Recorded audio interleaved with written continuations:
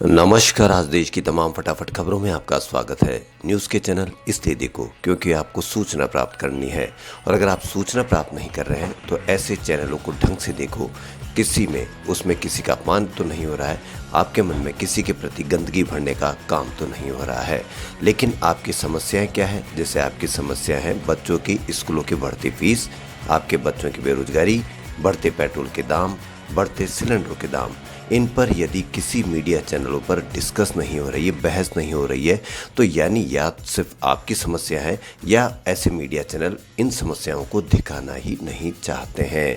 क्योंकि ऐसे चैनलों पर दिखाएंगे तो इससे आम जनता में इनके प्रति आक्रोश पैदा होगा, और इस आक्रोश को पैदा करने के लिए दूसरे समस्याओं पर ध्यान देना बंद करना पड़ेगा। तो इस तरह से उन चैनलों को बढ़ावा दे जिन पर आपकी पर्सनल समस्याओं का ध्यान रखा जा रहा है। तो बढ़ते हैं खबरों की ओर।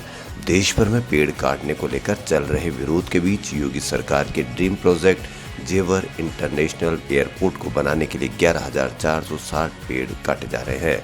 जेवर इंटरनेशनल एयरपोर्ट को बनाने का जिम्मा विदेशी कंपनी ज्यूरिक इंटरनेशनल को सौंपा गया है। नोएडा इंटरनेशनल एयरपोर्ट के शिलान्यास से पहले जमीन की साफ सफाई और चार दीवारी के सीमांकन के काम में जुटी कंपनी ने पेड़ों को हटाने की तैयारियां शुरू कर दी है। यमुना इंटरनेशनल एयरपोर्ट लिमिटेड के अधिकारियों ने एयरपोर्ट के शिलान्यास से पहले जमीन की सफाई और चार दीवारी का सीमांकन करने के साथ साथ क्षेत्र में लगे पेड़ों को हटाने का काम भी कर रहे हैं।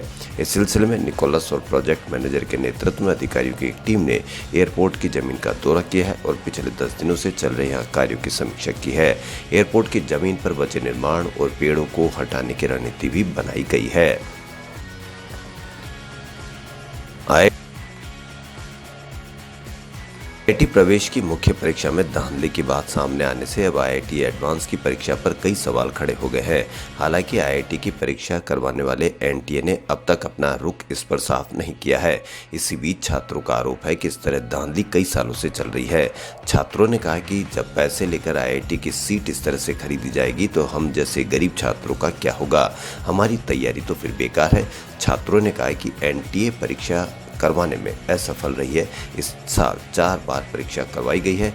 छात्रों को ना तो परीक्षा की तारीख पता होती है, ना रिजल्ट, ना ही परीक्षा केंद्र पर। इसके चलते धांधली होने की आशंका रहती है।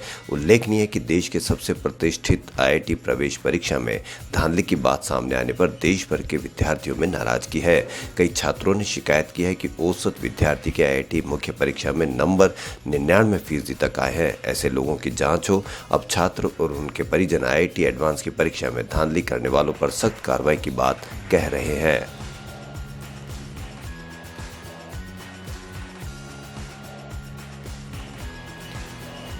केरल में बुधवार को कोविड-19 के 30,196 नए मामले सामने आने के साथ ही कोरोना वायरस से संक्रमितों की कुल संख्या बढ़कर 42,83,494 हो गई है, जबकि 181 और मरीजों की मौत के बाद मृतकों की तादाद 22,001 पर पहुंच गई है।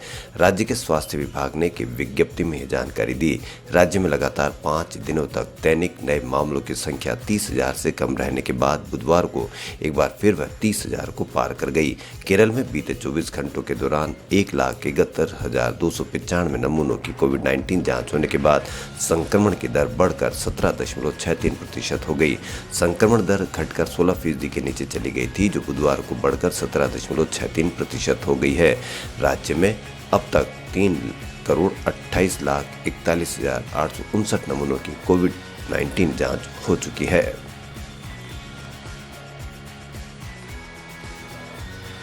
राजस्थान सरकार ने कोरोना वायरस संक्रमण रोकने के लिए सार्वजनिक सभा वाले कार्यक्रम आयोजित करने पर रोक लगा दी है। इसके तहत सार्वजनिक रूप से लोगों के इकट्ठा होने वाले सामाजिक, राजनीतिक, खेलकूद संबंधी मनोरंजन, सांस्कृतिक कार्यक्रम, धार्मिक समारोह, जुलूस, त्योहारों का आयोजन, मेला, हाट बाजार पर रोक लगाई गई है।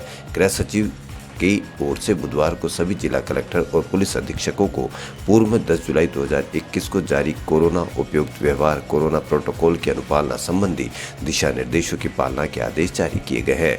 आदेश में कहा गया है कि कोरोना वायरस संक्रमण की संभावित तीसरी लहर को ध्यान में रखते हुए प्रशासन द्वारा यह सुनिश्चित किया जाएगा कि किसी प्रकार के भीड़ भाड़ वाले कार्यक्रम या धरना प्रदर्शन, जुलूस, रैलियां इत्यादि का आयोजन न हो। सभी जिला मजिस्ट्रेट और पुलिस आयुक्तों को नो मास्क, नो मूवमेंट रेगुलमेंट की सख्ती से पालना सुनिश्चित करवाने के निर्देश दिए गए हैं। किसी भी प्रतिष्ठित बाजार आमजन द्वारा कोविड उपयुक्त व्यवहार के मानदंडों का पालन नहीं किया जाता है तो प्रशासन द्वारा उनके विरुद्ध उपयुक्त कार्रवाई की जानी चाहिए।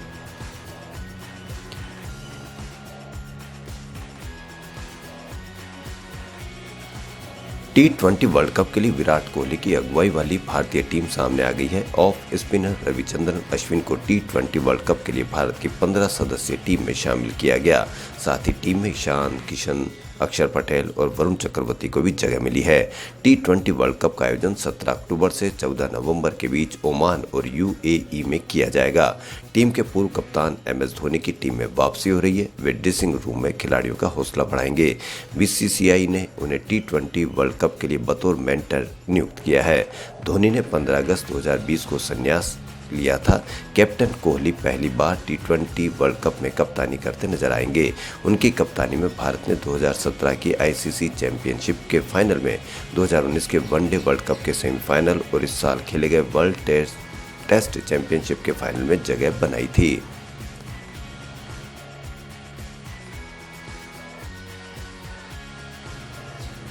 प्रधानमंत्री नरेंद्र मोदी आज 13वें ब्रिक्स शिखर सम्मेलन की वर्चुअल तौर पर अध्यक्षता करेंगे। बैठक में ब्राजील के राष्ट्रपति जायर बोल्सोनारो, दक्षिण अफ्रीका के राष्ट्रपति सिरिल रामाफोसा, रूसी राष्ट्रपति व्लादिमीर पुतिन और चीनी राष्ट्रपति शी जिनपिंग शामिल होंगे। इस बार की शिखर सम्मेलन की थीम ब्रिक्स @50 निरंतरता, समग्रता और सहमति के लिए अंतर ब्रिक्स सहयोग है। सम्मेलन में अफगानिस्तान के हालात, कोरोना महामारी, आतंकवाद और डिजिटल व तकनीकी सहयोग समेत कई मामलों पर चर्चा हो सकती है। वहीं कांग्रेस सांसद राहुल गांधी 2 दिन के दौरे पर गुरुवार को जम्मू जाएंगे। इस दौरे को लेकर पार्टी ने पूरी तैयारी कर ली है। 10 सितंबर यानी शुक्रवार को वह जम्मू में पार्टी नेताओं, कार्यकर्ताओं, पूर्व विधायकों, पूर्व मंत्रियों से मिलेंगे। अनुच्छेद 370 के निरस्त होने के बाद राहुल का जम्मू में ऐसा पहला दौरा है। इससे पहले वह अगस्त में कश्मीर के दौरे पर गए थे। कांग्रेस नेता दोपहर 12 बजे के करीब जम्मू पहुंचेंगे।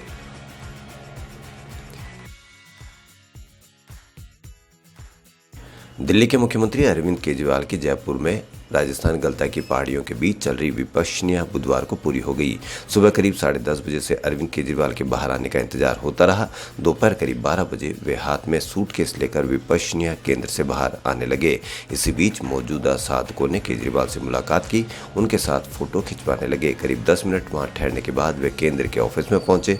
यहाँ उन्होंने जेब से रुपये निकालकर दान किए। इस दान को पारमी कहा जाता है, जो कि 10 दिन की साधना के बाद देने के भाव को बढ़ाने के इरादे से किया जाता है।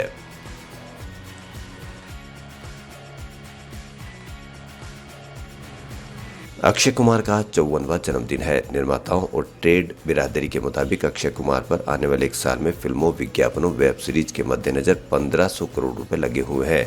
हाथ में कुल मिलाकर 9 प्रोजेक्ट हैं, जबकि ढेर सारे विज्ञापन और एक वेब सीरीज है। अक्षय बॉलीवुड की हिट मशीन माने जाते हैं। सलमान के बाद अक्षय दूसरे एक्टर हैं जिनकी सबसे ज्यादा फिल्में 100 करोड़ क्लब में शामिल हुई है। खबरों फिलहाल इतना ही। यदि आपको हमारा चैनल पसंद आए तो लाइक, सब्सक्राइब और शेयर अवश्य करें। धन्यवाद।